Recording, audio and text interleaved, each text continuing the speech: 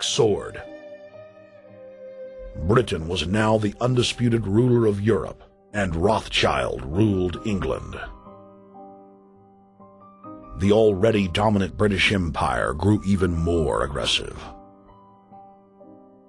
Her troops and bureaucracy spread across the globe. The sun never set on Britannia's holdings. The banking cartel funded, in fact, since about 1800, they have funded both sides of almost every war. And of course, they're getting the interest off of the loans that they've given the various governments and the wars that they have actually helped stimulate and create. By 1900, Germany was a rising force and a leader of the Industrial Revolution. World War I, for instance, there was absolutely no reason to have World War I, except that it was an ideal opportunity for the banking cartel to make a pile of money by funding both sides of that particular war. On June 28, 1914, the heir to the Austrian-Hungarian throne, Archduke Franz Ferdinand, was assassinated while traveling in a motorcade.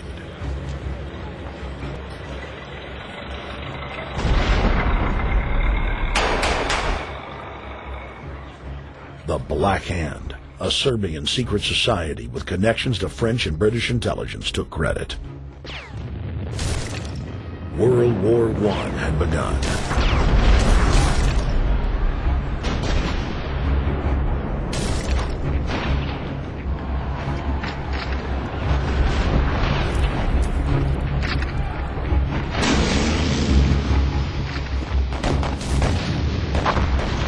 Armaments companies financed by Rothschild-controlled banks in Germany, France, England, and Austria bankrolled all the factions.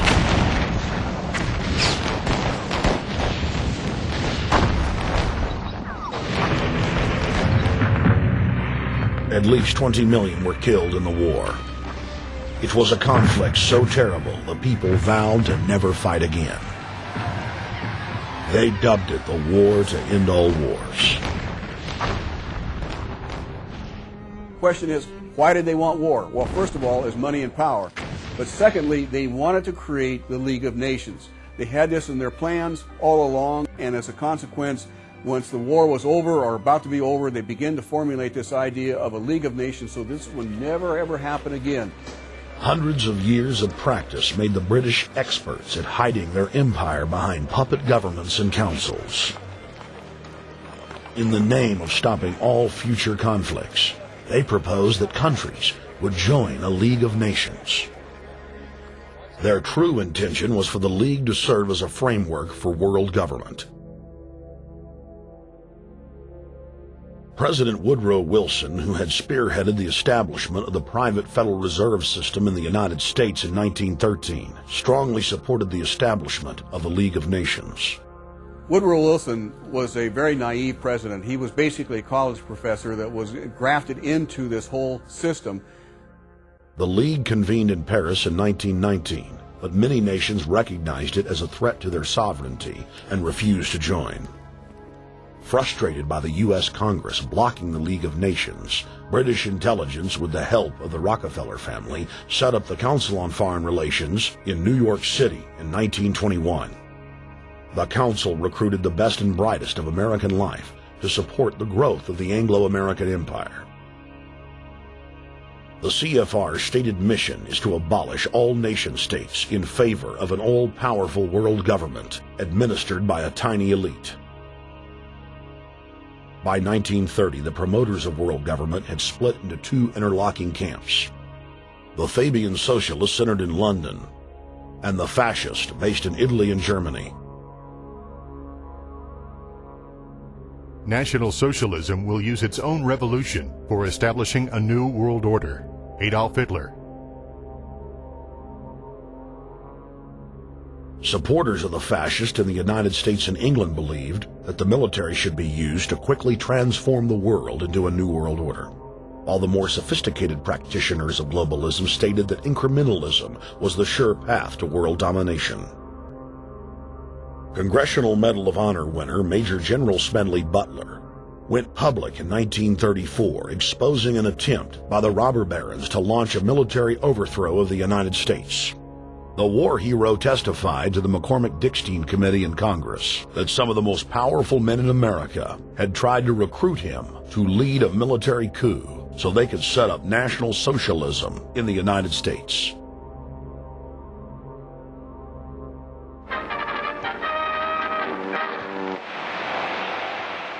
I appeared before the Congressional Committee, the highest representation of the American people, under subpoena to tell what I knew of activities which I believe might lead to an attempt to set up a fascist dictatorship. I was supposed to lead an organization of 500,000 men, which would be able to take over the functions of government. The fascist had also made deep inroads in England. Edward VIII, King of England, was forced to abdicate the throne because of his public support for Hitler. Also es geht dabei nicht nur das negative Problem der Bekämpfung dieser Lehre und ihrer Organisation handelt, sondern die Durchführung der positiven Aufgabe der Gewinnung des deutschen Arbeiters für den nationalen Staat.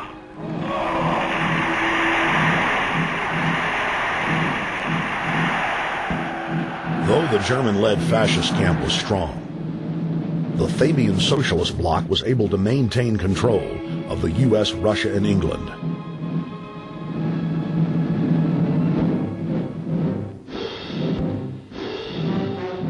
In the build-up to World War II, and during the conflict, the bankers again financed both sides, just as they had done with Napoleon.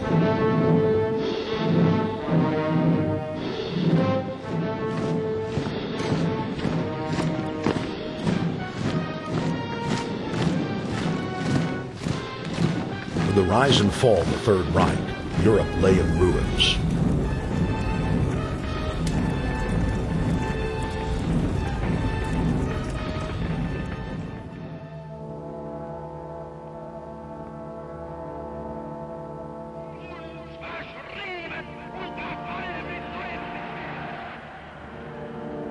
Once again, the elite claimed that only global governance could save humanity from certain destruction. And this time, the elite would succeed in setting up their world body.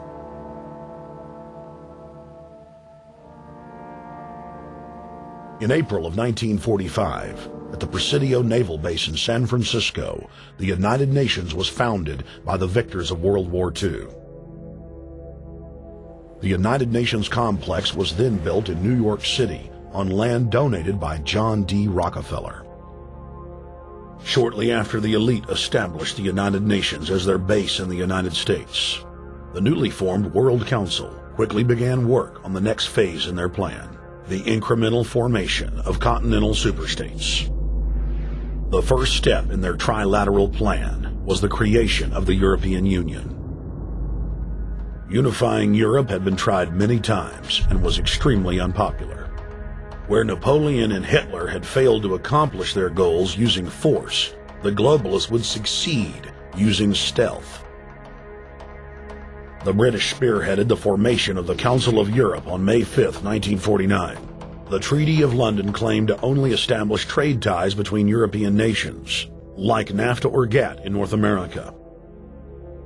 Its true intention was the formation of a European superstate.